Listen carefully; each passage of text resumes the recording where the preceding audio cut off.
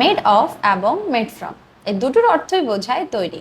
অর্থ প্রায় একই হওয়ায় এদের ব্যবহারে আমাদের অনেকেরই অনেক কনফিউশন আছে। But don't worry because I am here to clarify it for you. আজকে খুব সহজ ব্যাখ্যার মাধ্যমে আমরা এদের ব্যবহার শিখে নেব। মেড অফ, কোনো একটি জিনিস দিয়ে কিছু তৈরি করার পর সেই ফাইনাল প্রোডাক্ট দেখে যদি আমরা বুঝতে পারি সেটা কি দিয়ে তৈরি, তখন আমরা ব্যবহার করব মেড অফ। অর্থাৎ র ম্যাটেরিয়ালটি যদি আমরা ডিরেক্টলি দেখতে পাই তখন আমরা ব্যবহার করব made of.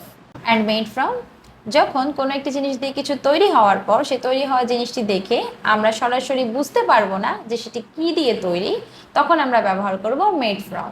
Let's see an example. Chair এবং পেপার এই দুটোই কাঠ থেকে তৈরি। আমরা এখানে চেয়ারটি দেখে সরাসরি বুঝতে পারছি যে এটি কাঠ থেকে তৈরি, কিন্তু পেপার দেখে আমরা তা সরাসরি বুঝতে পারছি না। তো যেহেতু কাঠটি চেয়ারে ভিজিবল আছে, তাই আমরা এখানে বলবো the chair is made of wood. আর যেহেতু আমরা কাঠটি সরাসরি পেপারে দেখতে পাচ্ছি না, তাই এই ক্ষেত্রে আমরা বলবো the paper is made from would.